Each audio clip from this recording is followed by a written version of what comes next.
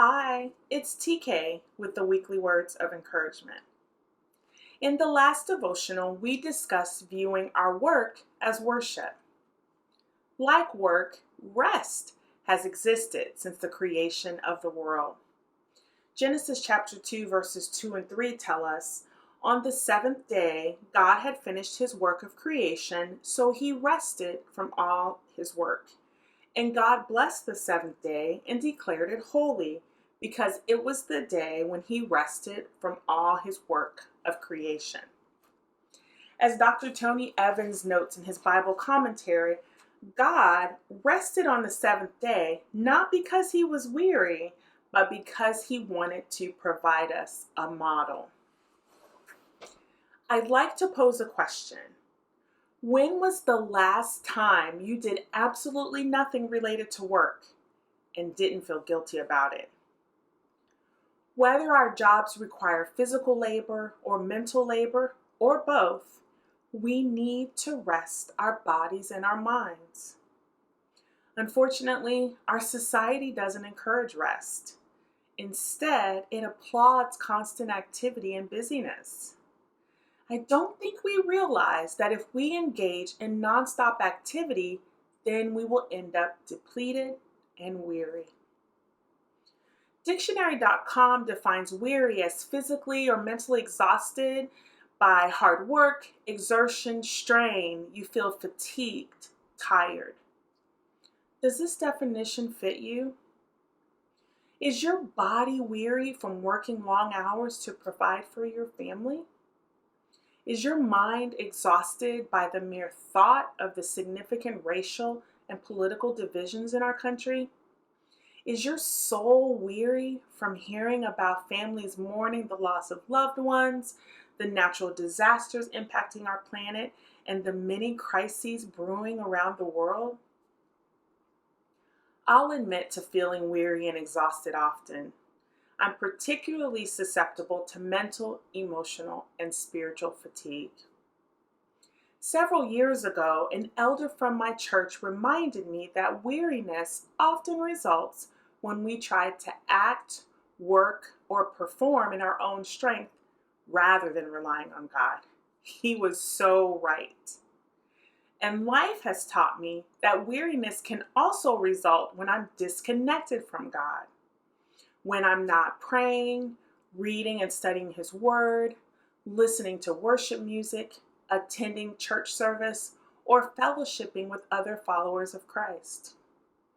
I also find myself weary from reading the news and scrolling through social media because there's so much negativity.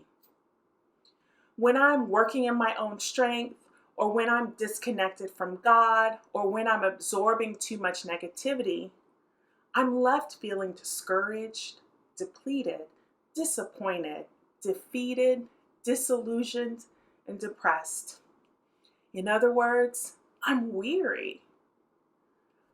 When we're weary, and as a regular practice to help us avoid weariness, we need to be intentional about taking time to rest.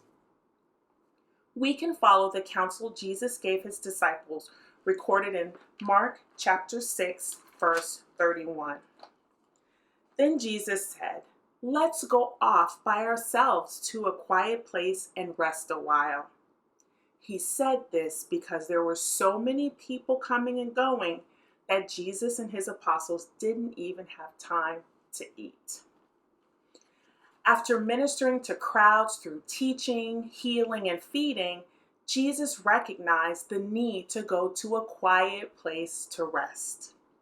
Like Jesus, let's not get caught up in the busyness of life. Instead, let's go off by ourselves to a quiet place to rest. I love Dr. Tony Evans' commentary on this verse as soon as I find it. Sometimes the most spiritual thing you can do is get some sleep. What a great reminder. Just take a nap. What are some other ways you can rest? For me, rest might be taking a break from social media, or it might look like going for a long drive to marvel at God's creation, or sitting in the rocking chair on my front porch, or putting together a 1,000-piece jigsaw puzzle. I encourage you to consider rest options that fit your life. Maybe the quiet place that offers you rest is your bathtub or shower, which may be the only place where you can be alone, unless you have little people who follow you into the bathroom. Or maybe your quiet place is in your car during your commute to work, when you can sing at the top of your lungs without concern for your passengers. Or maybe it's the kitchen where you can try out that new recipe. Or maybe it's finally time to take that much needed vacation you've been putting off for far too long. Whatever you decide to do, enjoy each restful moment. And as you're resting, keep in mind that sometimes we hear God more clearly in those quiet moments of rest. I pray you have a restful and relaxing week, and I look forward to seeing you next time. Bye.